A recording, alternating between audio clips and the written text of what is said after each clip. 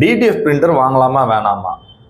எல்லாருக்கும் ஒரு டவுட் இருக்கும். இந்த டிடிஎஃப் பிரிண்டிங் மிஷினை வாங்கி நம்ம பிரிண்டிங் பண்ணலாமா அப்படின்ற ஒரு கொஸ்டினுக்கு ஆன்சர் இந்த வீடியோவில் இருக்குது. ஸ்கிப் பண்ணாமல் பாருங்கள்.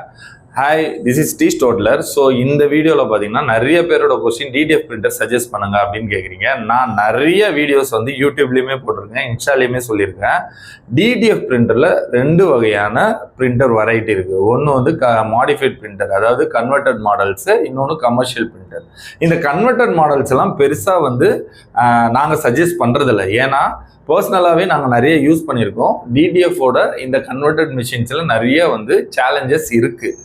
ஸோ அதை மீறி நீங்கள் வாங்கி நீங்கள் பண்ணணும்னா அட் யுவர் ஓன் ரிஸ்க் தான்.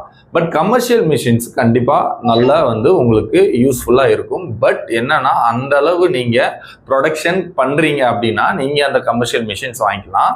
இந்த modified machine R converted machine இந்த 1,75,000 இந்த மாதிரிலாம் வாங்குறீங்கன்னா அது உங்களோட ஓன் ரிஸ்க் தான். ஸோ அதோட மெயின்டெனன்ஸ் சர்வீஸ் எல்லாம் செக் பண்ணி வாங்கிக்கலாம். பட் மெத்தடை பொறுத்த வரைக்கும் டிடிஎஃப் மெத்தட் தான் இன்னைக்கு உங்களுக்கே தெரியும், பார்க்குறவங்க எல்லாருமே இன்ஸ்டால தெரியும், எல்லாருமே டிடிஎஃப் மெத்தடில் தான் இந்த பிஸ்னஸ் ஸ்டார்ட் பண்ணுறாங்க. ஸோ மெத்தட் வைஸ் நல்ல மெத்தடு. மிஷினாக இன்வெஸ்ட் பண்ணுறது தான் இதில் இருக்க சேலஞ்சு.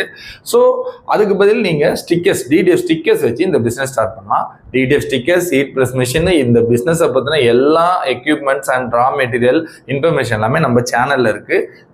செக் பண்ணுங்கள். உங்களுக்கு தேவைன்னா சொல்லுங்கள், நம்ம சப்போர்ட் பண்ணுவோம். தேங்க்யூ.